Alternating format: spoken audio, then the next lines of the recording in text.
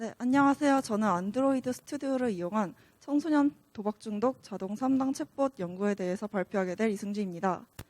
먼저 발표에 들어가기에 앞서 제가 이 연구 주제를 선정하게 된 계기에 대해 말씀드리려고 하는데요. 여러분, 요즘 기사나 사설을 많이 접하다 보면 도박 중독에 대한 많은 소식을 접할 수 있습니다. 흔히 과금이라고 하죠. 주변에 게임에 돈을 많이 쏟아붓는 친구들 본 적 없으신가요? 저는 주변에 굉장히 많이 봤습니다. 몇십만 원씩 쓰는 친구들도 있었고요. 이처럼 청소년기의 도박 중독은 생각보다 흔한 문제인데요. 청소년기의 도박 중독은 단순히 도박 중독의 문제보다 성인기의 도박 중독으로 이어지는 주 원인이기도 하며 성인에 비해 상대적으로 판단력이 낮은 미성년자 시기이기 때문에 더욱 주의할 문제입니다. 하여 저는 이러한 스마트폰과 인터넷에 친숙한 청소년들을 대상으로 자동 3단 챗봇 어플을 개발하기로 하였습니다. 이런 개발에 들어가기 앞서 저는 먼저 어플 시스템 구성에 대해 생각을 했어야 했는데요. 자동 챗봇인 만큼 사용자의 메시지에 어떠한 기준으로 답변을 출력할 것인가를 생각해야 했습니다.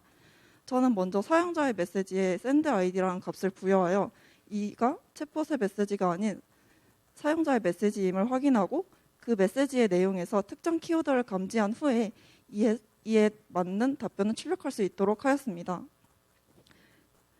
저는 이런 어플 개발에 앞서 개발 도구로 안드로이드 스튜디오를 선택하였는데요. 안드로이드 스튜디오는 구글이 안드로이드 앱 개발을 위해서 제트브레인사의 인텔리제이 아이디어를 기반으로 만든 통합 개발 환경입니다. 안드로이드 스튜디오는 현재 이클립스를 대체하여 공식 안드로이드 개발 환경이 되었습니다. 안드로이드 스튜디오에서는 코틀린과 자바 두 가지 언어를 선택하여 사용할 수 있는데요. 저는 코틀린을 선택하였습니다. 코틀린은 간결하고 다양한 함수형 프로그래밍 언어를 지원하여 본 연구에 적합하다고 판단되었습니다.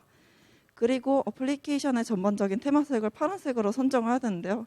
역시 저희 삼성과 하면 삼성블루죠. 사용자가 보내는 메시지는 옅은 파란색, 챗봇이 보내는 메시지는 좀 더 짙은 파란색으로 보내도록 하였습니다. 그럼 이제 개발 과정에 대해서 좀 더 설명해 보겠습니다. 저는 먼저 컨스턴트 오브젝트를 생성하여 여기서 send id, receive id, open site라는 id 값을 지정해 주었습니다. send id는 사용자의 메시지, receive id는 챗봇의 메시지, 그리고 open site는 이후 자가진단 사이트 연결을 위해 자가진단 사이트를 여는 중입니다. 라는 문구와 함께 설정해 주었습니다. 다음으로는 타임이라는 오브젝트를 생성하여 타임 스탬프 값으로 현재 시간을 반환할 수 있도록 하였는데요. 저는 단순히 답변만 출력하는 챗봇보다 간단한 수학 공식을 계산하거나 혹은 현재 시간을 물어보면 알려줄 수 있는 챗봇을 개발하고 싶었기 때문에 이러한 코드를 작성하였습니다. 다음으로는 이러한 코드를 썼다면 사용할 수 있도록 해줘야겠죠.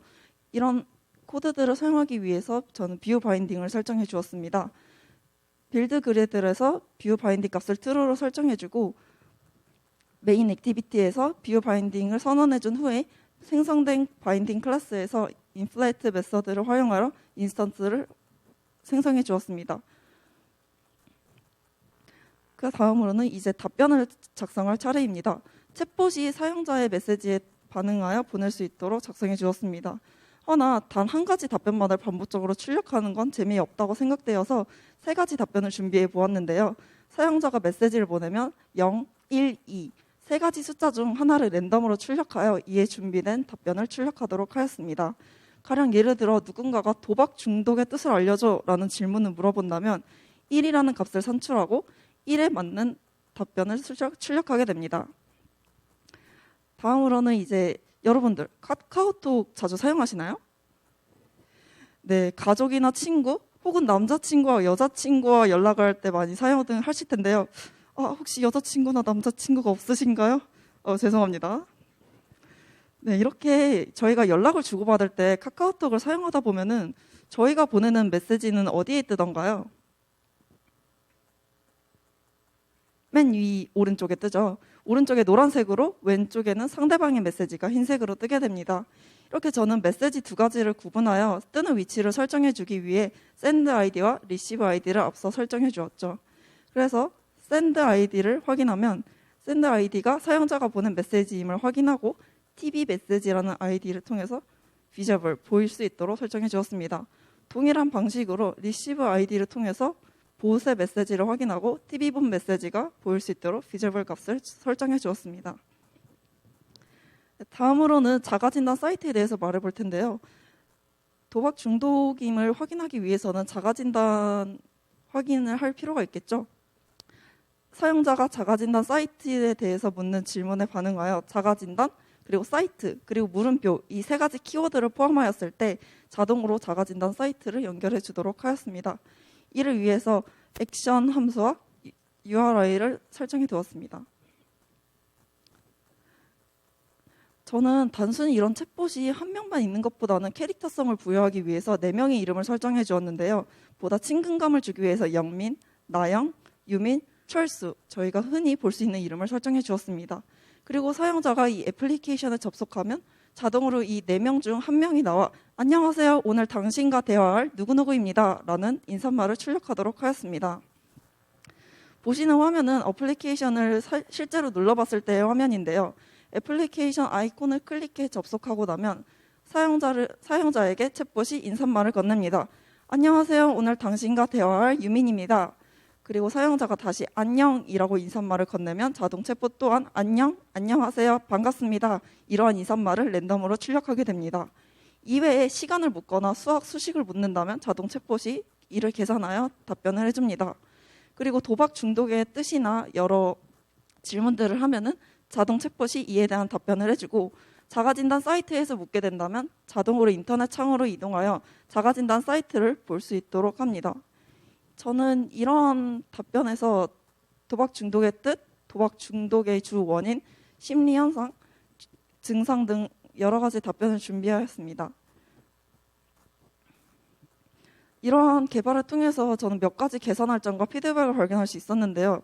첫 번째로는 답변 개수입니다. 시간 관계상 그리고 자료 조사의 부족으로 인해 제가 준비한 답변은 굉장히 한정적이라는 것을 알게 되었습니다. 하여 이후 연구에서는 이러한 답변 개수를 더 추가하고 도박 중독 치료에 도움이 되는 사이트를 더 추가할 예정입니다. 그리고 언어의 한계인데요. 제가 준비한 답변은 전부 한국어로 다양한 언어를 지원하지 않습니다. 이후 연구에서는 한국어, 일본어, 영어, 중국어 등 다양한 언어를 지원할 수 있도록 연구해 볼 계획입니다. 그 다음으로는 디자인적 문제인데요. 본 어플리케이션의 아이콘은 안드로이드 스튜디오가 기본으로 제공하는 아이콘으로 되어 있습니다. 이 디자인적인 문제를 해결하고 내부 레이아웃 또한 추가하며 제가 테마색을 파란색으로 했었죠. 사용자가 직접 선택하여 테마색을 설정할 수 있도록 할 계획입니다. 이상으로 제 발표를 마치겠습니다. 감사합니다.